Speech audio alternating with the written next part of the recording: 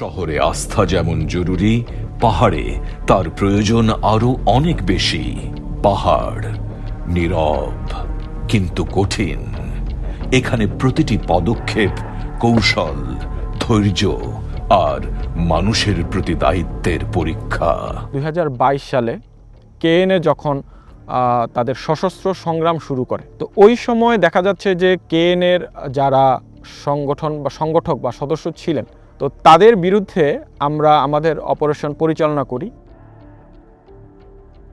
কেএনএর ঘটনা শুরু হওয়ার পরে অনেকেই ভয় পেয়ে পার্শ্ববর্তী আরও অন্যান্য জায়গায় এবং জঙ্গলে তারা পালিয়ে যায়। প্রায় আমাদের যেটাই এলাকায় যেটাই অভিযান কারণে ভয়ের আতঙ্কের বিষয়টা নিয়ে আমি বউ বাচ্চা ফ্যামিলি নিয়ে গেছিলাম।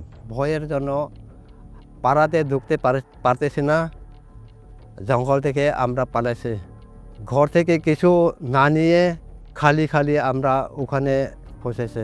বিগত 1 বছরে এটা আমাদের অন্যতম একটা সাফল্য যে আমরা তাদেরকে কনভিন্স করতে পেরেছি এবং অলমোস্ট 600-র বেশি লোকজনকে বম জনগোষ্ঠীকে যারা পাহাড়ে এবং বিভিন্ন জায়গায় পালিয়েছিল তাদেরকে তাদের নিজ পাড়াতে নিয়ে আসতে পেরেছি। আমরা শুনছি একটু আমাদের দেশের আর্মিরা সাথেও মিল হয়েছে, সিভিল, আর খবরও ভালো আস্তে আস্তে করি ভালো হয়। তারপরে আমরা আসতেছি।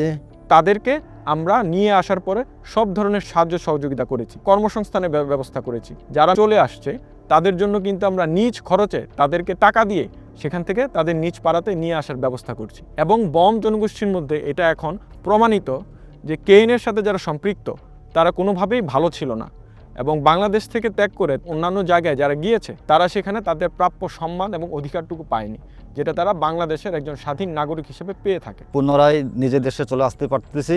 এখানে বিশেষ করে আমি ধন্যবাদ উজ্ঞাপন করতে চাচ্ছি আমাদের বাংলাদেশ সেনাবাহিনী, আমাদের জুন কমান্ডার সাহেব এবং আমাদের যেটা বোম সিসিএল কাউন্সিল জালম। বাংলাদেশ সেনাবাহিনী যখন থেকেই পার্বত্য অঞ্চলে তাদের এই কার্যক্রম পরিচালনা করছে তখন থেকেই মানবিক কার্যক্রমগুলো করে আসছে। আমরা যেহেতু এই রুমা উপজেলায় রুমা জোনে অবস্থিত এবং এই এলাকায় আমাদের কার্যক্রমগুলো পরিচালনা করি, এখানকার মানুষের জন্য আমরা বিভিন্ন মানবিক কার্যক্রম করে থাকি।